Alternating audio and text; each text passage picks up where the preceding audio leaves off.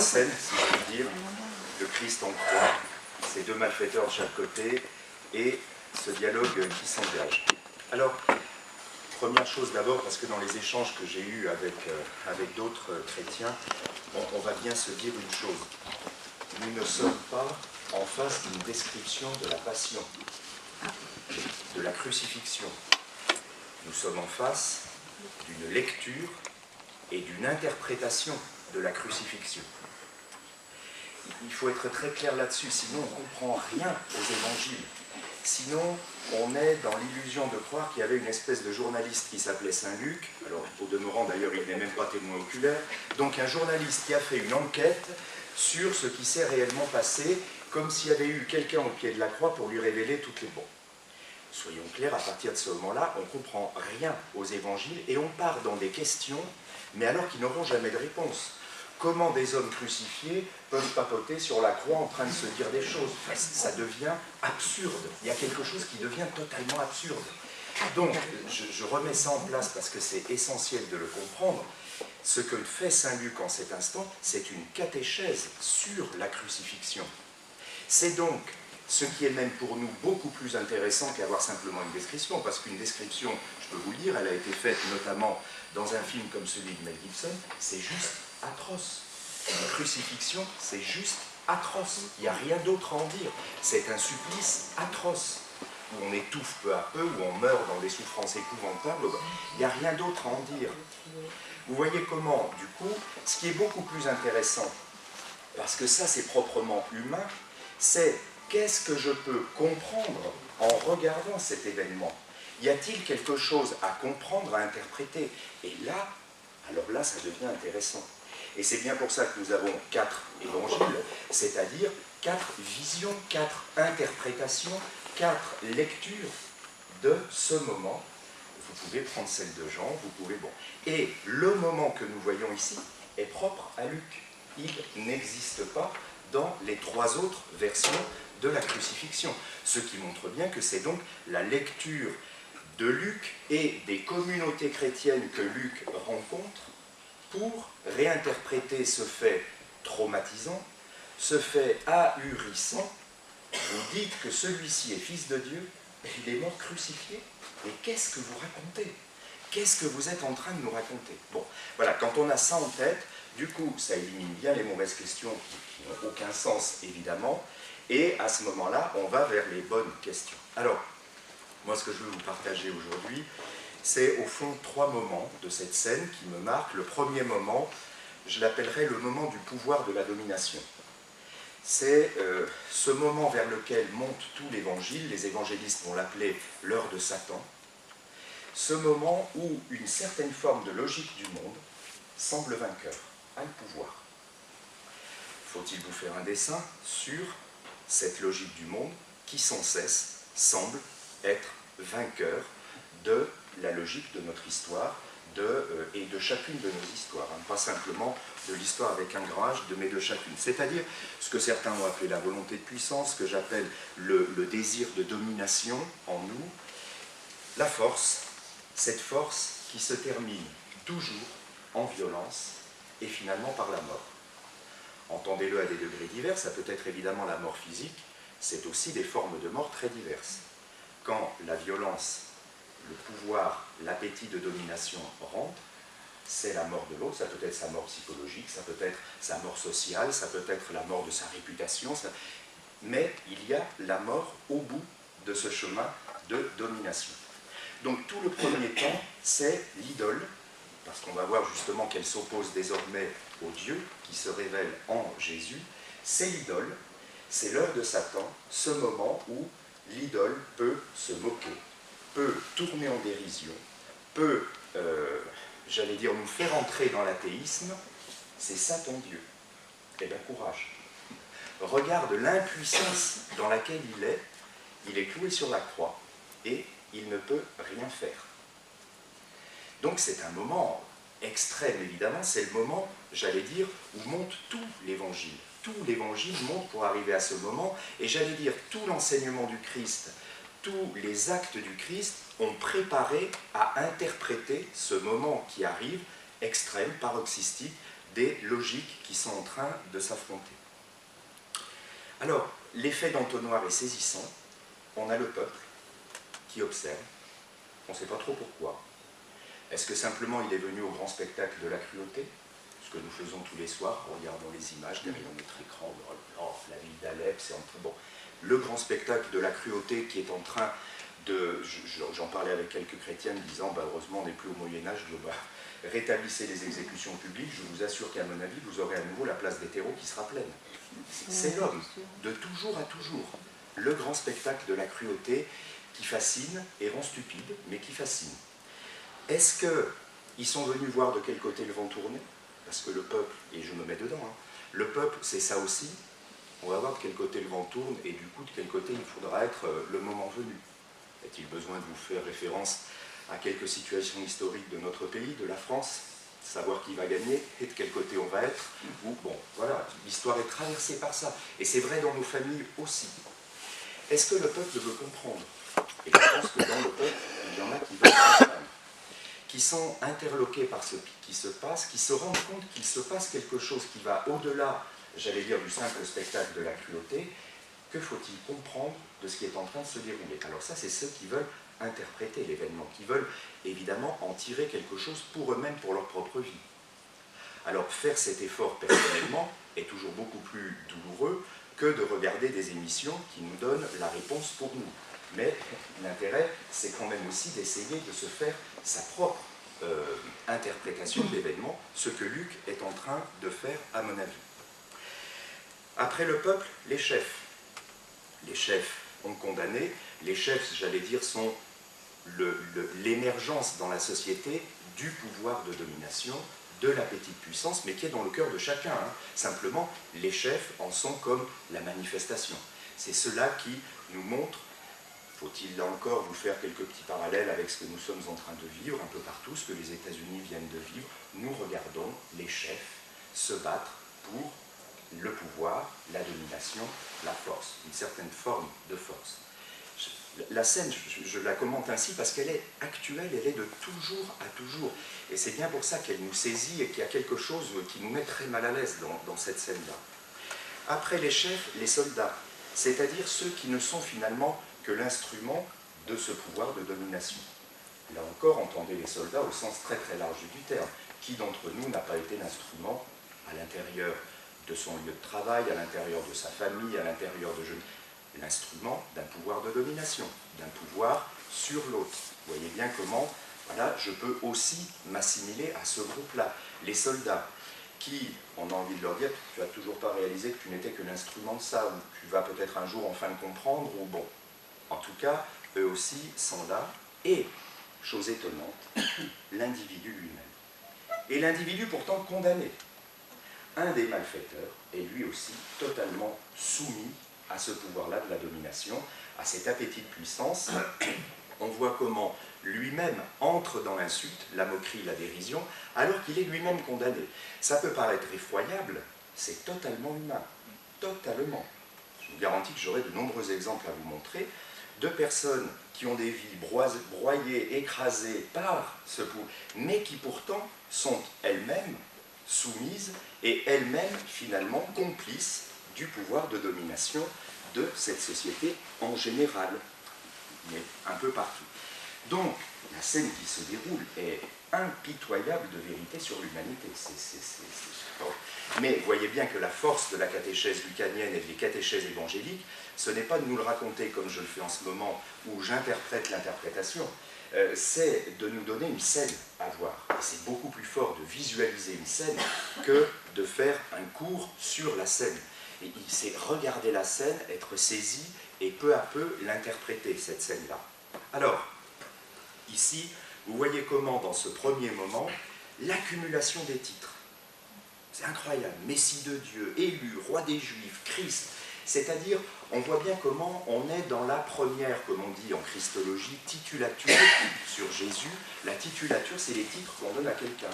Vous êtes habitués, hein, maître, monsieur le directeur, tous nous avons des titulatures. Mon père, monsieur l'abbé. Il y a des titulatures qui nous entourent, qui disent des fonctions par rapport, mais qui ne disent pas exactement ce que nous sommes. Et les titulatures sont toujours ambivalentes. Attends, tu es directeur, tu es président, ou c'est ta fonction? Et il y a bien un écart en toi entre le fait que tu es prêtre et aujourd'hui pasteur de cette communauté, mais que tu t'appelles par ailleurs Éric Donat et que tu es un être humain. Est-ce que ça, ou tout d'un coup, tu t'es assimilé à ta fonction, tu es devenu cette fonction, tu es devenu ce titre? Auquel cas, on est en pleine illusion et en pleine dérision, j'allais dire. Enfin, tu es infiniment plus que ce titre-là. Et du coup, t'assimiler à ce titre-là quelque chose de dérisoire. Et donc, on voit bien comment ici, cette inflation de la titulature est justement pour se moquer, pour tourner en dérision.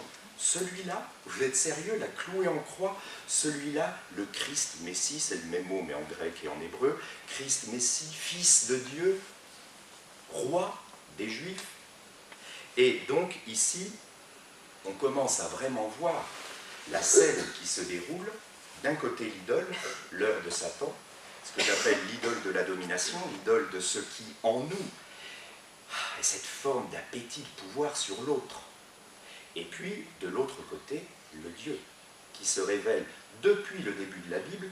C'est, je vous rappelle, le Dieu qui prend parti pour Abel par rapport à Caïn et qui dit « son sang a crié jusqu'à ma face ». Donc c'est le Dieu biblique, c'est pas autre chose que le Dieu biblique. Le Dieu qui ne prend pas le parti du vainqueur, mais qui prend au contraire le parti de la victime innocente, opprimée et tuée.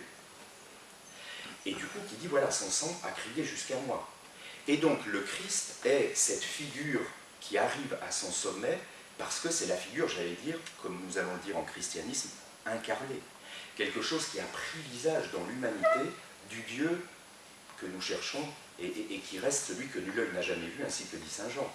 Donc, en Jésus, quelque chose se produit d'incroyable dans cette incarnation. Vous voyez aussi combien le mot « salut » dans cette première partie de la dérision revient sans arrêt. « Sauve-toi toi-même et nous avec, mais si tu es le Fils de Dieu, sauve... » et ainsi de suite.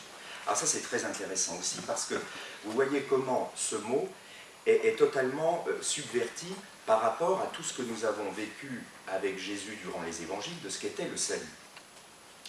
Tel qu'il est dit ici, le salut, on sent bien que ce serait en quelque sorte, par une espèce d'opération miraculeuse, venir à une situation jugée normale. Ben, ici, être en croix, ce n'est pas tout à fait une situation, on va dire, humaine normale. Donc, le salut, ce serait, tu vas être dépendu de la croix, puisque toujours dans les évangiles, le salut est une réalité invisible, une réalité cachée au fond du cœur de l'homme. Le salut, c'est le renversement intérieur, la conversion intérieure de l'homme face peut-être bien à un signe qui lui peut apparaître comme miraculeux, la guérison ou que sais-je. On en a sans arrêt des exemples dans les évangiles, les 10 lépreux qui sont guéris, un seul revient et lui seul entend une parole de salut. Ce qui veut bien dire que la guérison et le salut ne sont pas du tout la même chose dans l'évangile. La guérison ne peut être qu'un signe, mais elle n'est qu'un signe. Et dans des moments où il y a salut, il n'y a aucun miracle. Zachée, qui s'entend dire une parole de salut, le salut est entré dans cette maison, il n'y a aucun miracle qui se produit dans la rencontre entre Jésus et Zachée. Simplement, Jésus vient chez lui. Ça bouleverse cet homme, il se retourne, il se convertit, et du coup Jésus peut dire « Ah, le salut est arrivé dans cette maison ». La femme adultère, il ne parle pas du tout de salut. Cette femme est tellement apeurée, il l'a réintroduit dans son chemin de vie, point. Toi, va et ne pêche plus. Mais à aucun moment il lui dit « T'es sauvé ». Certes, elle vient d'être sauvée de la mort par lapidation, mais c'est pas ça le salut. Le salut, c'est peut-être le chemin que cette femme fera de dire « Eh bien, dans cet instant, Dieu était présent dans ma vie. Il était là. Il était au cœur de ce qui s'est passé et qui m'a moi sauvé. » Elle verra peut-être dans cette non-lapidation le signe de la présence de Dieu. Mais la non-lapidation en tant que telle n'est pas le salut. Je me fais bien comprendre. Et du coup, vous voyez comment ici, la subversion du mot salut, sauve-toi toi-même, c'est évidemment pour l'idole de pouvoir soumettre le Dieu que vient révéler le Christ, Jésus, c'est le soumettre à son pouvoir, c'est lui dire « Allez, descends de la croix », sachant évidemment que ça ne se produira pas. Et du coup, là, tu nous montrerais que tu es vraiment le Dieu, c'est-à-dire que tu es devenu l'idole que nous voulons affirmer. À ce moment-là, tu te serais soumis au pouvoir de l'idole. Et vous voyez bien que ce qui se joue, c'est ce qui s'est déjà joué au tout début des évangiles dans les tentations. Si tu es le Fils de Dieu, ordonne aux anges de si tu es le Fils de Dieu. Derrière, arrière, Satan. Tu ne tenteras pas le Seigneur ton Dieu. Vous voyez comment, du coup, des tentations, on arrive à ce moment qui est l'heure de Satan, ce moment de la confrontation, j'allais dire, ultime. Alors, ce qui est intéressant, c'est le deuxième moment. Je viens de décrire ce premier moment de la dérision du pouvoir de l'idole, qui traverse les siècles. Et le miracle, s'il s'en produit un dans cet instant, n'est pas du tout que le Christ, évidemment, descende de la croix avec les deux malfaiteurs. Le miracle, il est qu'un des deux malfaiteurs prenne parti pour lui. Et vous voyez bien comment, dans la catéchèse lucanienne, le signe que Dieu est là, que Dieu est présent dans cette scène, parce que c'est toute la question, mais où est Dieu? Le silence, le fameux thème du silence de Dieu. Or, le miracle, c'est que l'un des deux prenne parti et soit celui qui va dire la vérité de ce qui se passe dans cette scène. Lui n'a rien fait de mal. Nous sommes condamnés, nous sommes des malfaiteurs, d'une certaine manière, sous une certaine forme de justice de l'humanité, ce qui nous arrive est juste. Mais lui n'a rien fait de mal. Un homme prend parti pour la victime, innocente, condamnée. Le miracle, il est là. Le miracle, il est très exactement là. Et vous voyez bien que c'est plus du tout un miracle au sens d'un événement incompréhensible. Tout au contraire, le signe de la présence de Dieu est éminemment compréhensible. Il est même d'une évidente... il crie de lumière. Là, ce que Dieu fait tout au long de la Bible, prendre le parti de la victime innocente et dire son sang crie jusqu'à moi, se dévoile en cet instant-là, par la bouche de ce malfaiteur qui plus est, ce qui est quand même, dans la catéchèse de Saint Luc évidemment, un signe extrêmement fort. C'est-à-dire, on voit bien dans cette scène qu'on a quelque part une métaphore de l'humanité aux côtés du Christ. Maintenant que tu as vu, que tu as compris, les chefs, les soldats et le malfaiteur qui est à côté, toi le peuple qui observe, tu vas basculer de quel côté? Tu vas basculer du côté de ceux qui disent, qui raillent, qui se moquent. Donc, tu vas basculer du côté de l'idole. Sachant que toi-même, tu seras broyé par cette idole, ne te fait aucune illusion. C'est-à-dire que l'idole de pouvoir, elle broie un jour ou l'autre tout le monde. Tout le monde y passe un jour ou l'autre. Tout le monde est victime de cette idole-là un jour ou l'autre. Mais prendras-tu son parti à elle, ou alors feras-tu la bascule définitive en toi de prendre parti pour Jésus, le Christ? Vous voyez que du coup, c'est dans cet instant, la foi, c'est cette décision à prendre dans sa vie. C'est cette décision de dire, soit je demeure définitivement athée, parce qu'évidemment cette idole de pouvoir, comment la nommer Dieu, et du coup, mais en réalité je suis soumis à elle, et je suis soumis à cette logique, et je m'en rends bien compte dans tout un tas de situations. Ou alors, je prends la décision d'être du côté, effectivement, du Christ, et à partir de ce moment-là, je réalise que la présence de Dieu, mais c'est au quotidien, c'est tout le temps que je peux la voir. Simplement, c'est à moi de décider si c'est là que je veux la voir, cette présence de Dieu désormais incarnée. Alors comme prêtre, je peux dire, évidemment, mais chacun de vous, c'est ce vieux couple où lui étant encore valide, faisait sa toilette à sa femme tous les matins, et je le revois me disant ça, et avec la difficulté, parce qu'on n'a pas été programmé pour faire la toilette de son épouse. On n'a pas épousé quelqu'un pour ça. Son amour est allé jusque-là, dans cette difficulté. Il ne voulait pas que ce soit une infirmière qui le fasse, lui pouvait encore le faire. C'était ainsi qu'il s'occupait, alors qu'ils arrivaient tous les deux en fin de vie, encore du corps de son épouse. Moi j'avais les larmes aux yeux, Dieu était là. C'était cet amour-là qui peut aller jusque-là, qui peut dire, alors que nul n'a été programmé pour ça. Et que c'était dur pour lui, il me le disait. Voilà, c'était bon, mais il le faisait. C'est cette mère qui ira jusqu'au bout avec son enfant malade, qui retombe. Ça peut être des pathologies mentales extrêmement graves, schizophrénie, autisme, mais elle sera là. Elle ne lui lâchera pas la main. Dieu est là.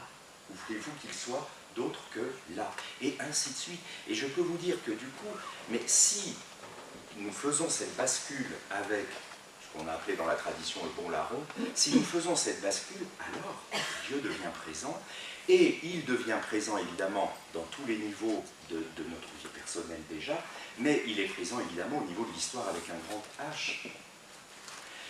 Que dire de tous ces responsables politiques qui un jour ont compris qu'on ne pourrait pas vivre de paix durable dans quelque conflit que ce soit si un jour on n'allait pas serrer la main de l'ennemi, même peut-être un jour le prendre dans ses bras et enfin se demander pardon que ça ne serait pas possible, qu'on aurait alors que des armistices qui dureraient peut-être 6 mois, 1 an, 10 ans, 20 ans, mais que la guerre reprendra. La guerre reprendra.